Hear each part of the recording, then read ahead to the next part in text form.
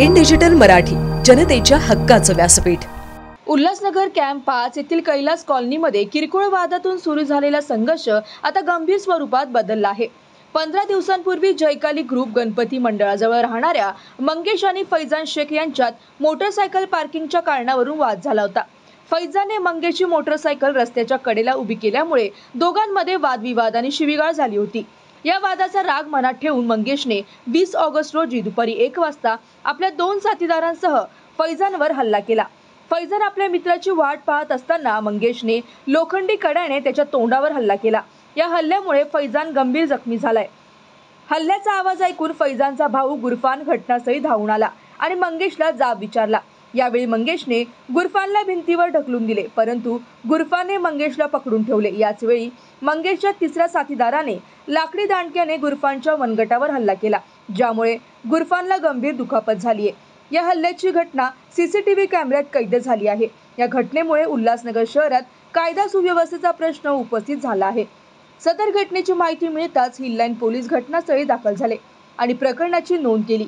हल्लेखोर मंगेश आणि त्याचे साथीदार सध्या फरार आहेत आणि पोलीस त्यांचा शोध घेत आहेत। या घटनेने परिसरात तणावाचे वातावरण निर्माण झाले असून पोलिसांनी सुरक्षेची उपाययोजना केली है। एक महीना पहले मंगेश करके एक लड़का है, वो मोबाइल का डिस्प्ले सप्लाई करता है मोबाइल वालों को। 5 नंबर में गाउन मार्केट में आया था वो। तो एक्चुअली क्या हो गया था, ट्रैफिक हो रही थी बहुत, तो उसकी गाड़ी मैंने थोड़ा सा साइड में लेके लगा दिया। तो वो आके डायरेक्ट मेरे ऊपर गाली गलौज करने लगा, मेरे को धमकी वगैरह देने लगा, तेरे को मार खिलाएगा ये वो। तो मैं उधर से मैं उसको निकल गया वहां से बातचीत करके। उसके बाद 1 महीने बाद उसने मुझे 20 तारीख को पकड़ा। पकड़ने के बाद उसने फोन करके 2 रिक्शा भर के लड़के बुलाए और वो फुल गांजा के नशे में था और दारू वगैरह पिया था। और जो लड़के आए थे ना, वो लोग चाकू वगैरह, स्टम्प, हॉकी ये सब लेके आए थे। उससे मेरे हमला किया उन लोग ने मेरे ऊपर। उसके बाद वो लड़के ने भाग गए सब वहां से। उसके बाद और मैं जाके फिर हॉस्पिटल गया, पुलिस स्टेशन गया, तो पुलिस वाले लोग ने मुझे कॉर्पोरेट किया अच्छा। और फिर सेंट्रल हॉस्पिटल गया तो मेरे को 60 टाका लगा और बेड रेस्ट करने को बोला। तो अभी जाके मुझे थोड़ा सा नॉर्मली फील हो रहा है। बट मुझे पुलिस प्रशासन से यही विनती है कि मुझे न्याय चाहिए। जैसा मेरे साथ जो हुआ है जीवन है अल्लाह, मेरे को मतलब पूरा जान से मारने के प्लान से आए थे लोग। तो मेरे ऊपर जैसा मारा गया है, तो मुझे यही प्रशासन, पुलिस प्रशासन से विनती है, भारतीय दंड अनुसार जो कलम लगता है वो कलम लगाए और कठोर कार्रवाई किया जाए उन लोग के ऊपर।